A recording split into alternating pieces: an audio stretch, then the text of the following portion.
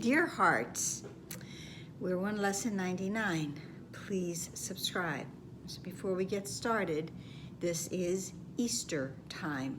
As we know, in this world, this calendar of days that we are in, today is Easter, and Easter is about rebirth and resurrection.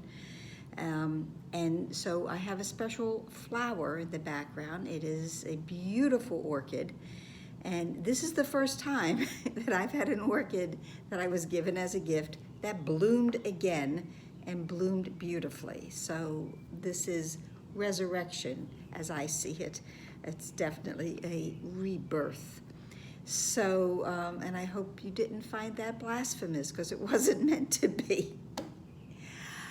Lesson 99, salvation is my only function here. And now we can say that, well, wait a minute, we had a lesson that forgiveness is my function as the light of the world, or my happiness and my function are one.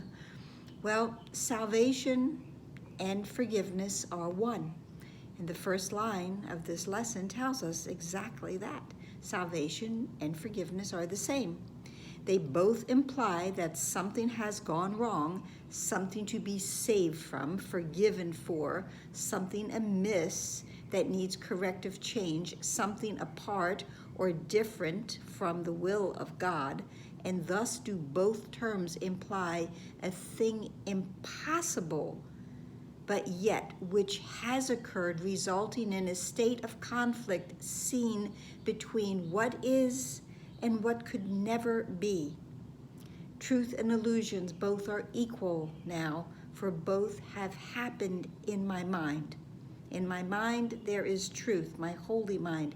In my separated ego mind with a small m, there are illusions, because that mind is all about illusions, because it is of the ego.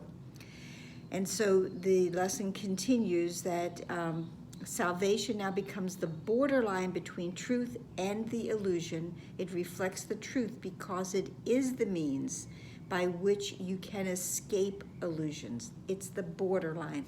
Salvation is what takes us from the illusions to the truth, and we go there willingly. We are not forced into it.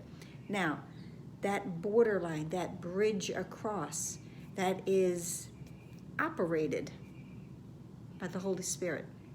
The Holy Spirit is the one that holds the plan, as the lesson says, holds the plan of God exactly as it was received of him within the mind of God and in your own. It is apart from time in its source, because the source is timeless, the source is God, yet it operates in time because we believe we are in time and we think time is real. So the Holy Spirit has this ability to border these two worlds for us. What is true and what is illusion? And it helps us, it brings us across. The Holy Spirit is unshaken. And does the Holy Spirit look on what you see, on sin and pain and death, on grief and separation, and on loss? Yet does he know the one thing must be true? God is still love, and this is not his will. This is our sort of guiding phrase today for our going into our practicing, and it is also beautiful. And there's also another way that I want to see that.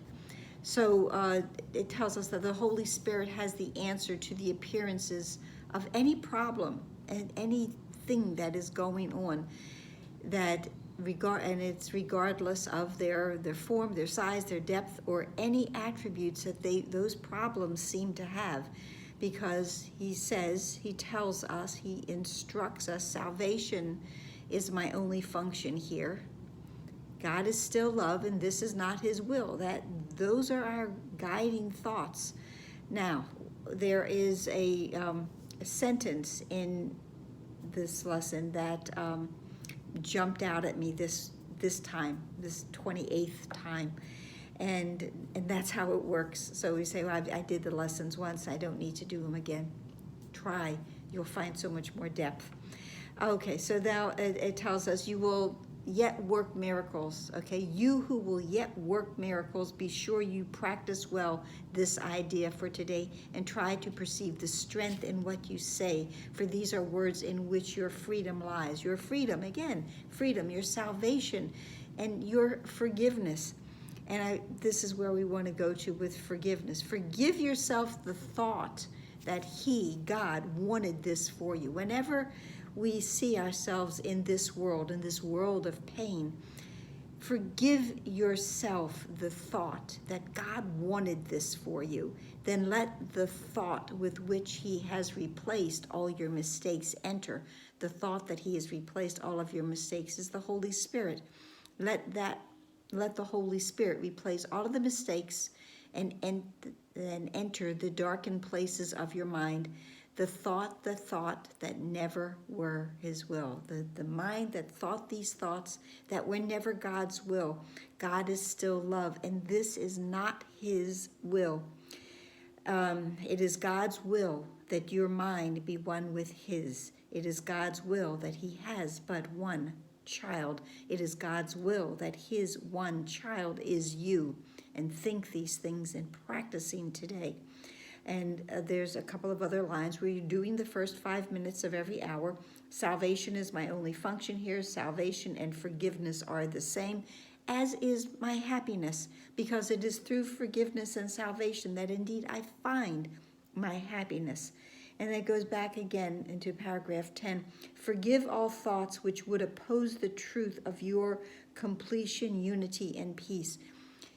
Those who believe that God is a punishing God, that God, if we err, if we sin, okay, even more than an error, if we sin, that God wants to punish us. And this lesson tells us, forgive those thoughts, because those are not real. That is not God's will for you. God is still love, and his will for us is that we find our completion, our unity, and our peace. The lesson again says, forgiveness and salvation are the same. Forgive what you have made, and you are saved. Forgive all of those ego thoughts. Forgive everything that has brought up doubt within you and fear, because we turn those over. We let those go. If it says, if you are tempted to believe them, and believe that they are true, remember that appearances cannot withstand the truth, and that these mighty words contain. Salvation is my only function here. God is still love, and this is not his will. To say that as often as possible throughout the day, in between those 5-minute practices. Now, I just want to go to the God is still love.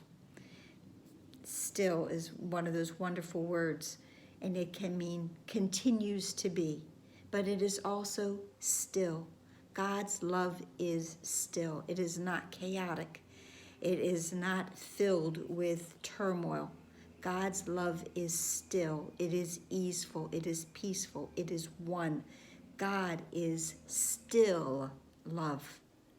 And this is not his will.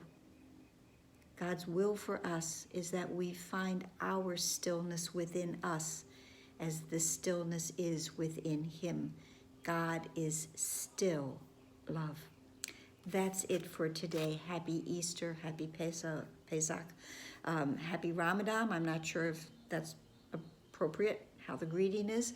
And happy Rebirth Day. Please like, please share, please subscribe, please comment. Please pray for the stillness of God's love to come within your mind and heart, and let it spread it for everyone. Namaste.